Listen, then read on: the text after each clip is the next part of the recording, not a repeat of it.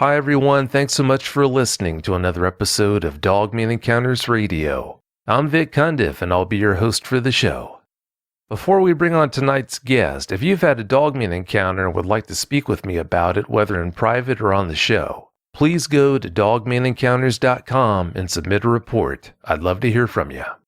If you've had a Sasquatch sighting and would like to be a guest on Bigfoot Eyewitness Radio, please go to bigfooteyewitness.com and submit a report. All right, let's bring on tonight's guest. Tonight's guest wishes to remain anonymous. With that in mind, we're going to call him D and digitally alter his voice. D, welcome to the show. Hi, Vic. Hey, D, thanks so much for coming on. D, please give us a brief bio on yourself. Hey, I'm 52, married, 4 kids, 2 grandchildren, born and raised in New England, now living in Tampa, Florida since 2003.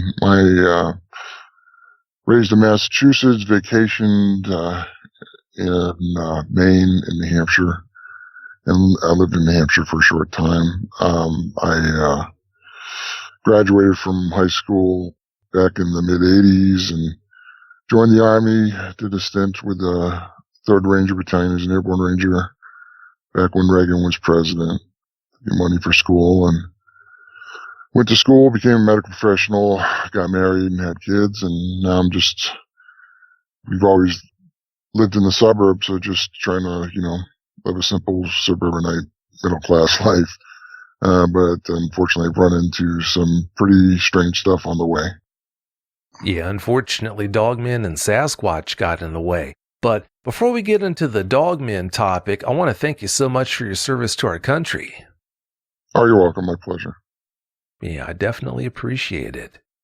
From what I understand, D, you can't discuss your Dogman encounters with your family. What kind of toll has that taken on you, if any?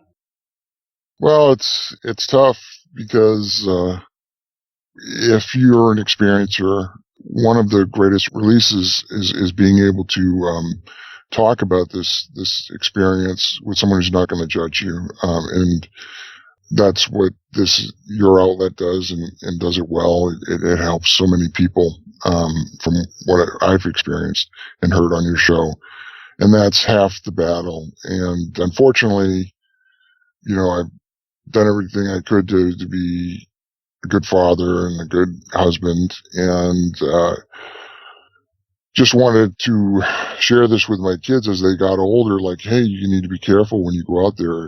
If you're going to go camping or hiking, it isn't just worry about bears or coyotes or anything like that. There's something a lot worse out there, and unfortunately it's so hard for them to grasp because they have no context, and the majority of people don't believe in these things, that they just say, hey, this is pretty crazy stuff. I don't know how to process it. So I don't shove it down their throats or anything like that, but they do know that I know these things exist, and I've at least warned them. So, that's the best I can do.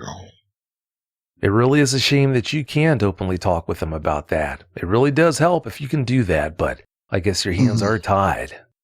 You think dogmen attack people under certain circumstances. Why do you think that? I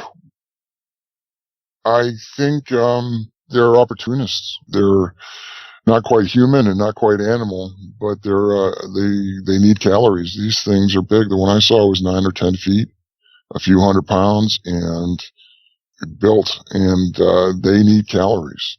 I think they'll go for deer or whatever they can get their hands on, but I think if their opportunity is there and they can get away with it, I think they'll do it. I don't know if all of them will. Maybe some people say that there are different temperaments, just like there's different temperaments of humans and circumstances. Some people may be real nice and get along as long as you stay nice to them, they're nice to you, and then you might have another person who's not nice at all. And so I don't know, but what I did see is this being had to maintain several thousand calories a day.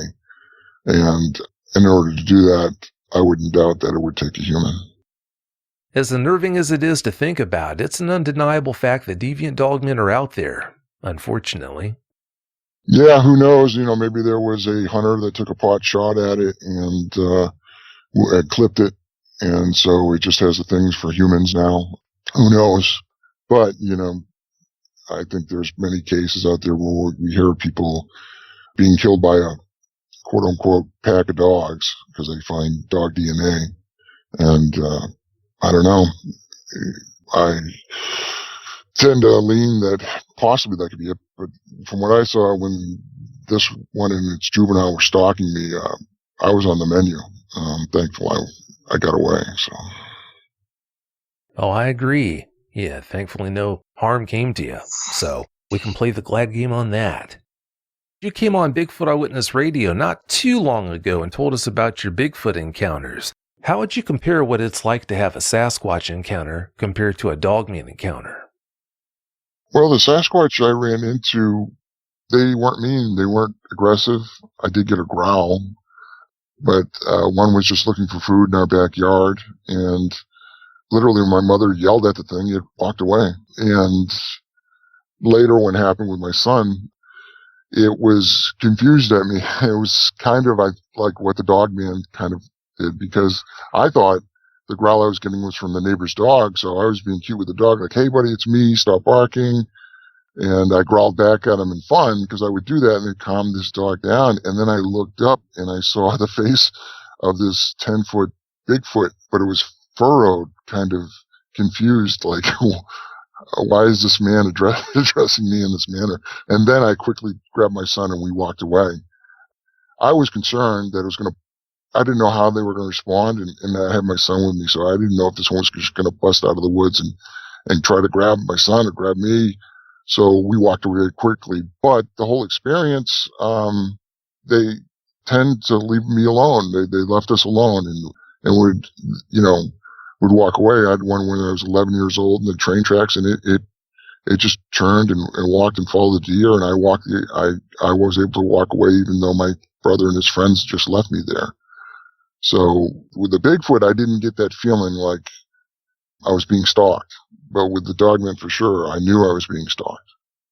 Hearing that the Sasquatch you encountered were much easier going than the Dogmen you encountered comes as no surprise. After all, it's no secret that Dogmen tend to be much more acerbic than Sasquatch are. All right, Dee, please tell us about your encounters now. Give us every last detail that comes to mind. Okay, well, we used to summer up in the beach house up in Maine, Southern Maine, in a small beach town just south of Old Orchard Beach. This is where the Dogman and my Bigfoot encounters occurred. And this one, I had already had several Bigfoot encounters over the years leading up to this, but they were so infrequent that I tended to forget them. And when I explained them to my family, other than the time when my mother literally saw one, they couldn't deny that we had a Bigfoot issue. My family tended to tell me, you didn't see what you said you saw. You saw a bear. They tried to gaslight me and would tell me to stay away from the areas I was at. And so I was learned very young age to not talk about these things and to keep them inside. So you tend to forget about them, as strange as it sounds. And that might have been a coping mechanism too. But, anyways, so this particular one, I was summer, probably in August of '93, I'd say about, and we would travel on the weekends and go up there. And I had made friends over the years who would visit. They had their cottages up there, and we would meet on the weekends and hang out. So this is before I got married and after I'd gotten out of the Army. So I had went up there and got caught in traffic. So I didn't get up there till about 9:30, 10 o'clock at night. And at that age, we still had friends. We'd go and hang out till wee hours in the morning anyway. So I said to my family that, hey, I'm just going to go downtown, see if I can find my friends, and I'll be back. And if they're not there, I'll check the beach. Yeah, fine. So I went downtown in the small town. There was no one there.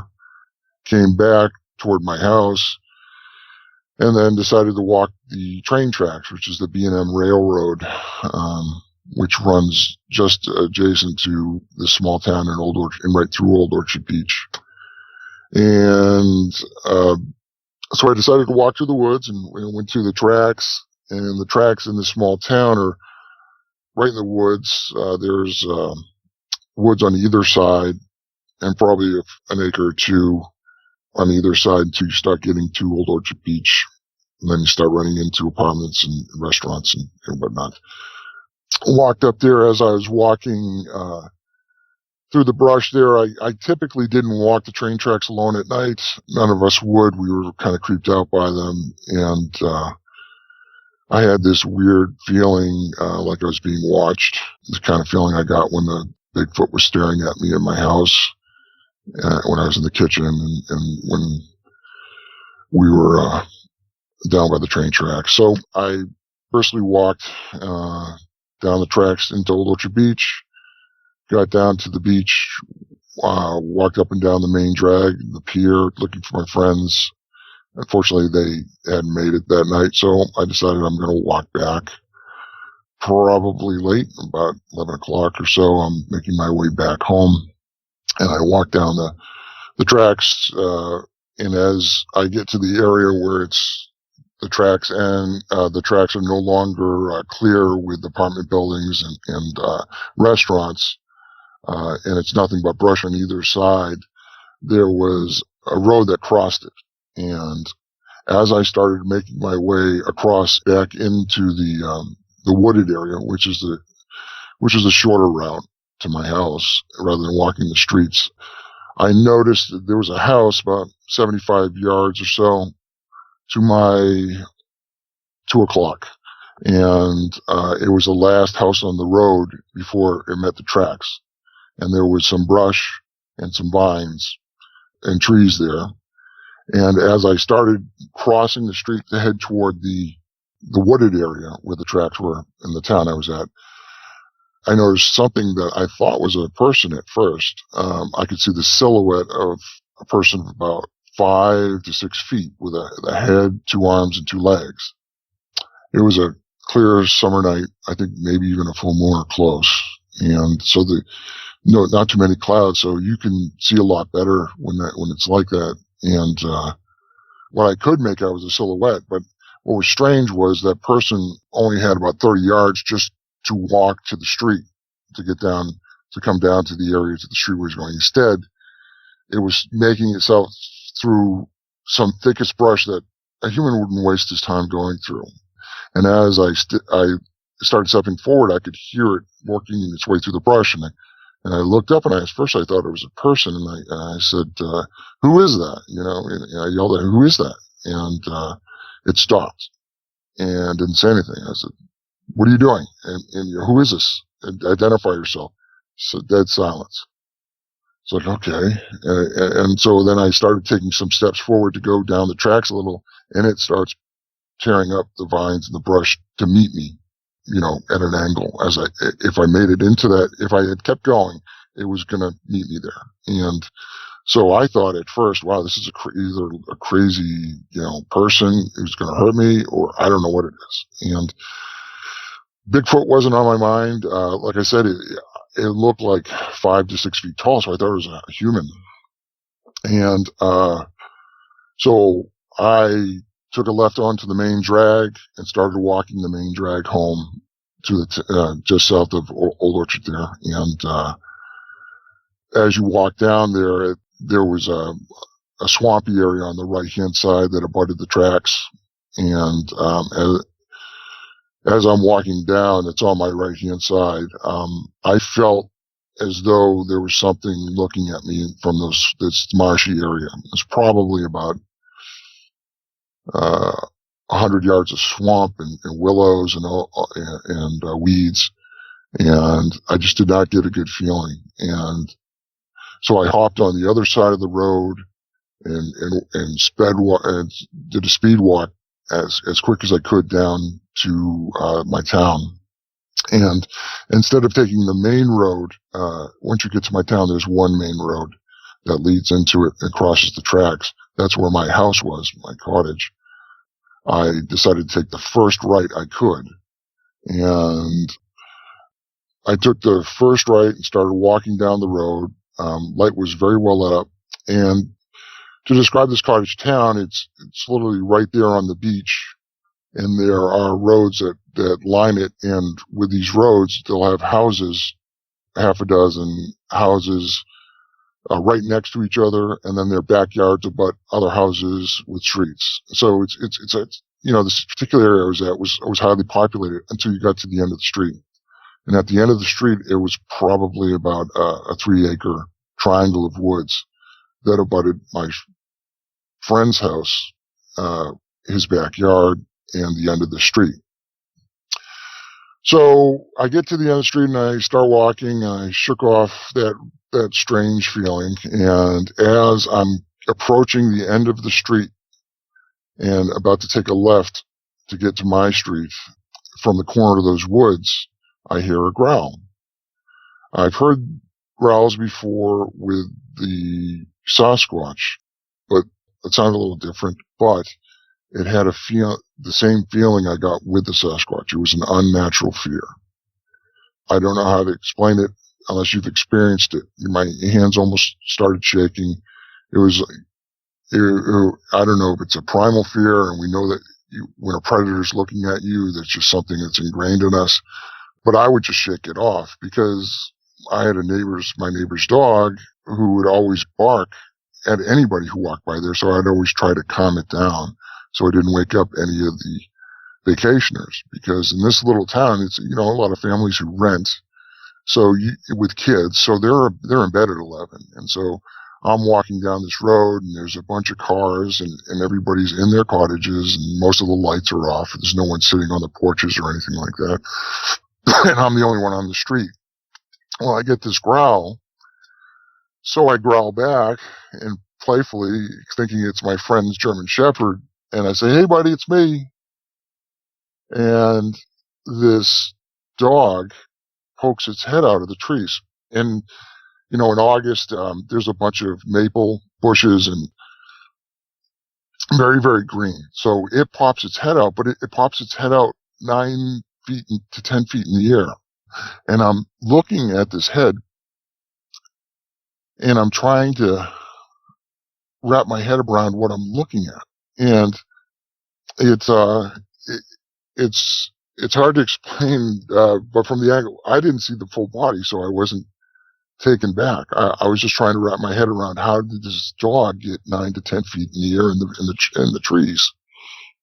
And it stuck its head out and looked at me as I was playfully saying, "Hey, buddy, it's me. Are you okay?" And then it turned its head to the side. It wasn't snarling. It just did that thing that dogs do.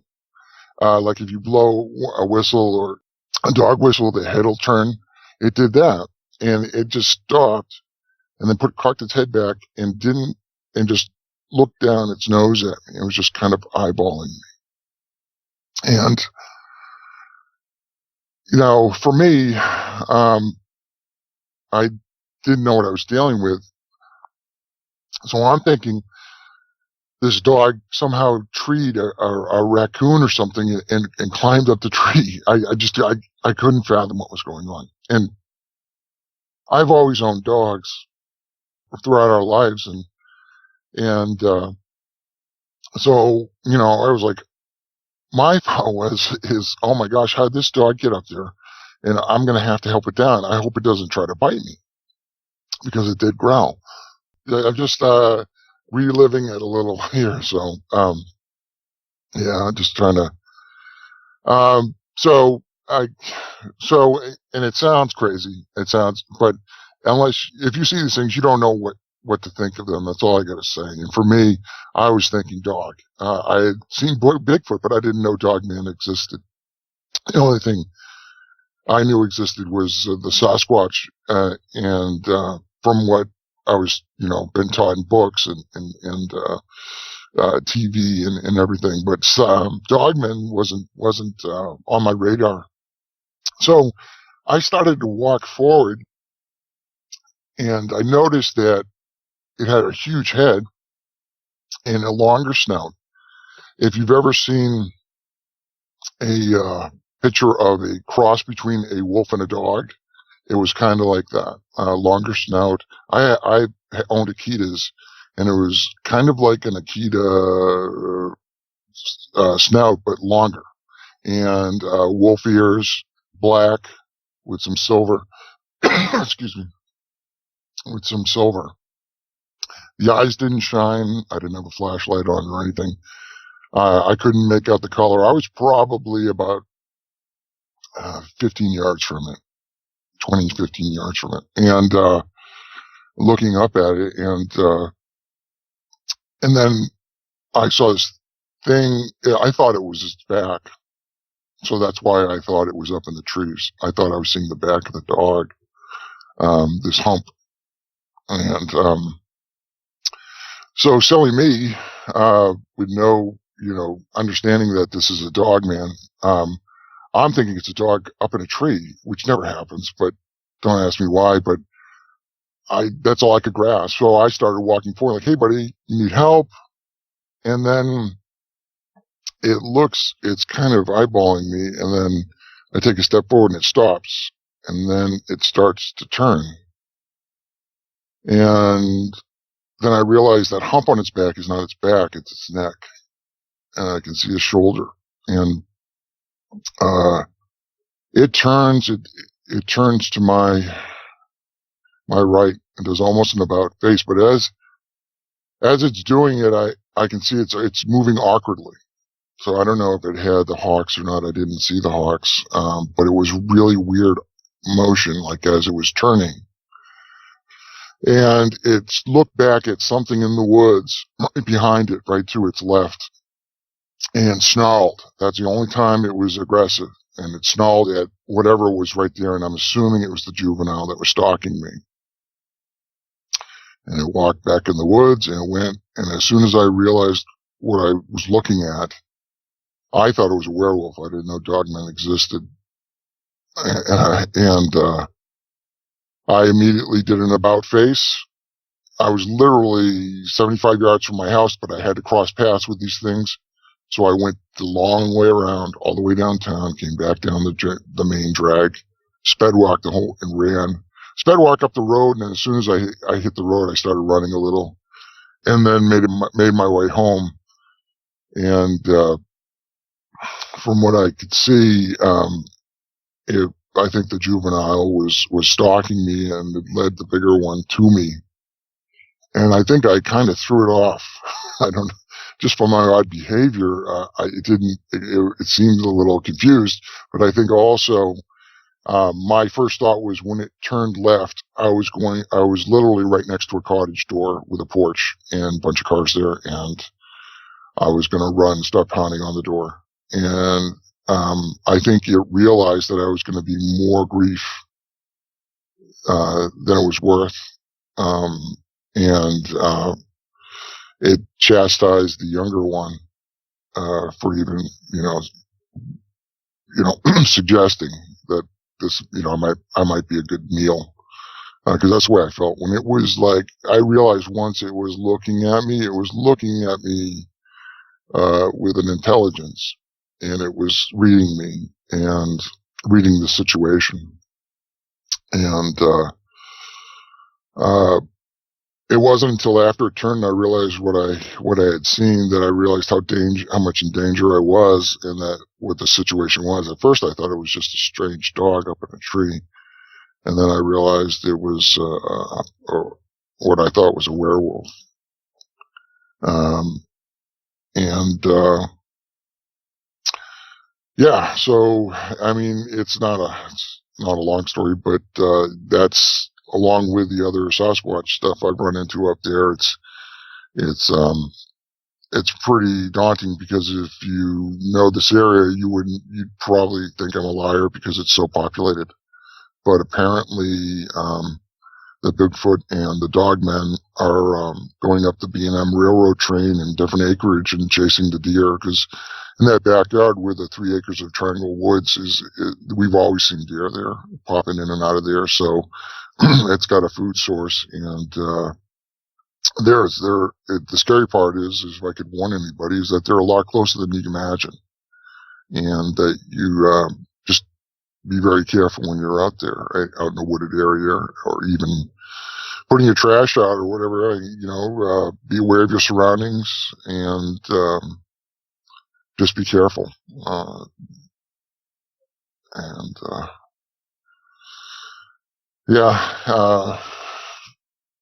As far as Dogman as it looked, like I said, it looked like a regular dog until it made that turn. A wolf dog hybrid type thing. The thing actually looked beautiful. I mean, like an AKC breed type beauty dog. I've had Akitas and friends with German Shepherds and Huskies, and this thing it wasn't scarred. It was I was like, wow, what kind of dog is this? This is an amazing looking dog. And then once it made that turn, I realized, wow, this thing's on 2 feet and it's got shoulders, and I need to get the heck out of there. So, yeah, that was that experience. So. Yeah, like I've told you before, that is a lot to take in and process. You said that you initially thought you had seen werewolves. How long was it before you found out that what you had seen were dogmen and not werewolves? Just a few years ago when I ran into your show. Some people, when they have these experiences, they tend to research a lot and get obsessed with them and even go out and research these beings. Me, when I experienced it, I didn't want anything to do with them. If they left me alone, I'd leave them alone. I'd try to avoid their areas. So later in life, I have kids and grandkids, and we had moved down to Florida here. I think there was a case where someone had seen a skunk ape down on Route 275, not too far from where we're at. So I think I had gotten used to YouTube and threw on a Sasquatch episode of Encounter, and Dogman was linked to it. And I was like, Dogman, what is this? And, I wasn't even putting 2 and 2 together with what I thought I was seeing. And then I heard one episode and I was like, oh my gosh, that's it. And, I've listened to all your episodes and just taken it in. But yeah, it wasn't until just a few years ago until I ran into your YouTube station. Well, I'm glad you found it. After you found out about the show, though, how long did you wait to contact me? Quite some time. A few years. I had meant to, and to be honest with you, after my family's response, you kind of hesitate. But to be honest with you, because we as a species generally don't understand what's out there and are very naive. And I think putting ourselves in harm's way, I had to tell somebody. I had to get it out. And I'm trying to do it with anonymity so I don't lose my job or anything. But the important thing is that it gets out there. So, at the very least, if people are listening to this because they know it, they've been experiencers and they know these things, they believe these things exist, or if it's a form of entertainment, I'd just like to tell you personally that we're not all there is on this planet. We're not the apex predator. There are things out there bigger and badder. There are wolves, there are coyotes, there are bears, but there are things far more intelligent and dangerous than those. And Sasquatch and Dogmen happen to be one of them. They're very rare to find, apparently. I've run into them over the years when I spent a lot of time in woods and around wooded areas. But they're out there, and you need to be very careful about your surroundings. Don't even take a walk in the woods with your dog and a friend lightly, because they could be right there. They sure could be. In a lot of cases, they actually are. So that's good advice. You said that you only saw him from the shoulders up, but if you had to guess, how wide do you think that big dogman was?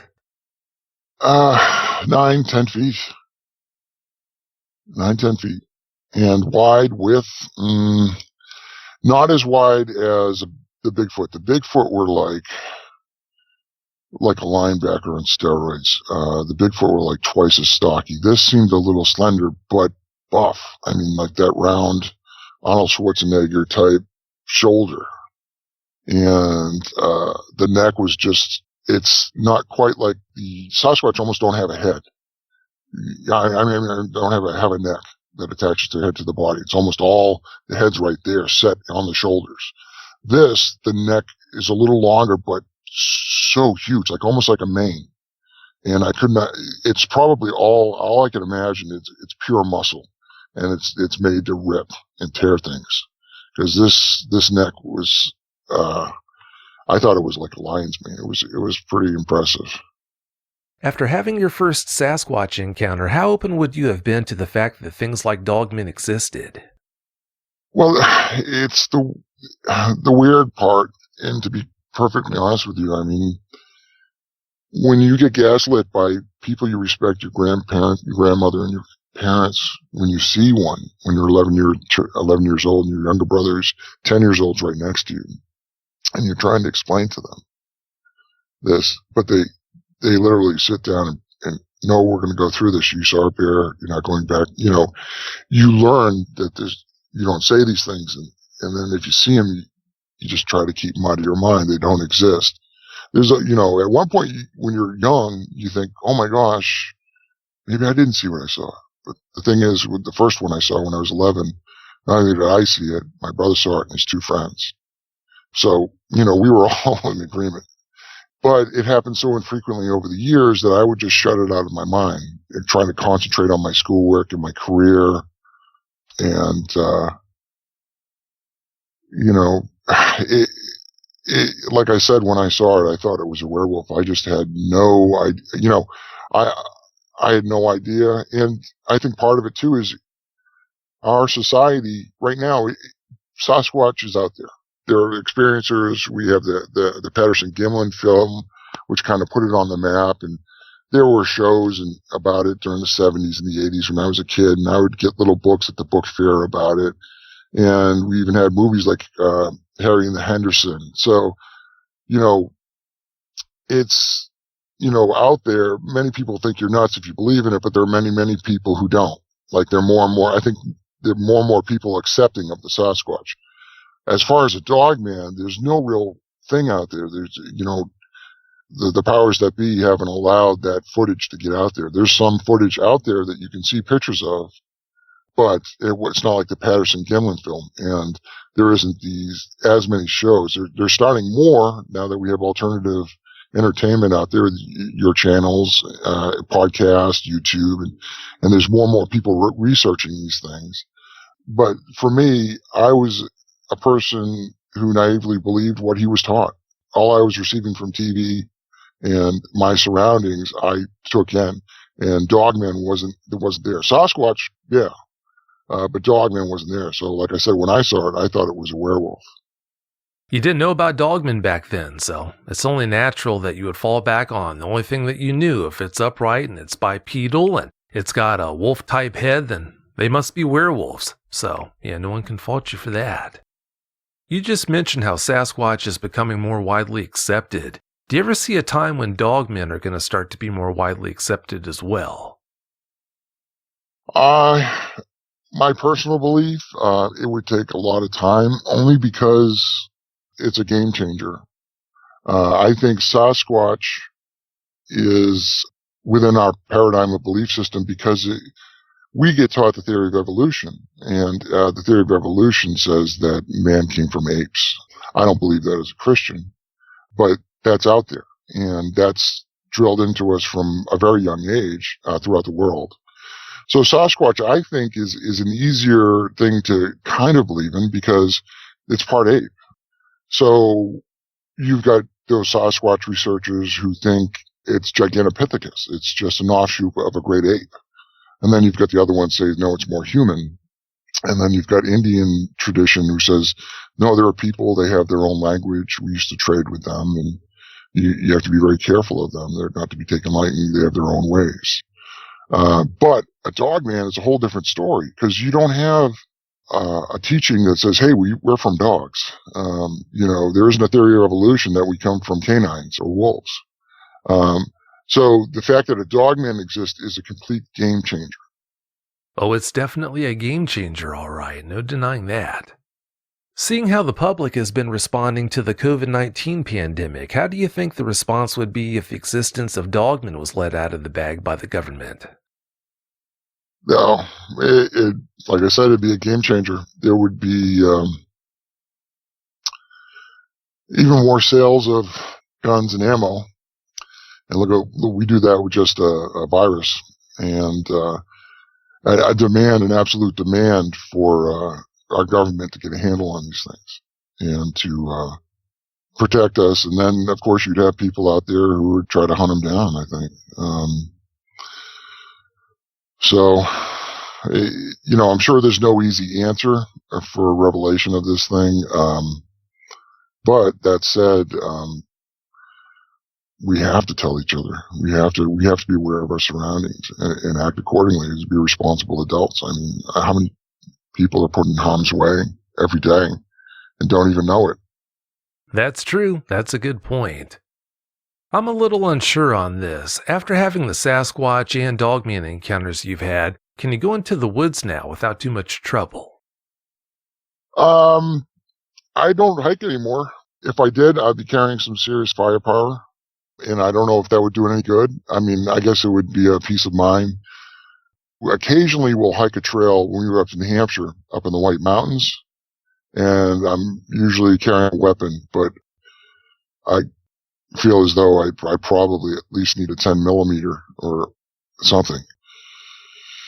I'm still able to do it, but I'm not going in the deep woods, and I won't go hike in the middle of nowhere with friends like we used to. We probably go to a family campground and be very careful, but my wife's not much of a camper anyway, but we would do the occasional trail. And I am constantly looking out for the smells and sounds of something stalking us. With the Dogmen, I didn't really get any smells because I wasn't downwind. I wasn't that windy that day, but with the Sasquatch, it was a god-awful smell, like a skunk and dead meat.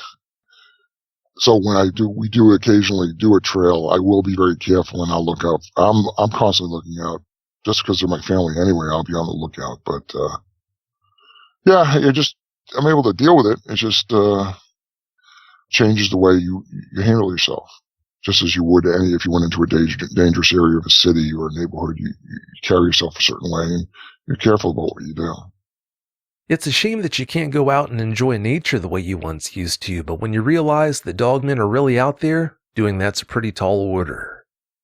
Dee, I want to thank you so much for coming on and sharing those experiences with us. I really appreciate it. Thank you. My pleasure. It's been great having you. Thanks again so much. Have a great night. If you've had a dogman encounter of your own and would like to speak with me, whether in private or on the show, please go to dogmanencounters.com and submit a report. I'd love to hear from you.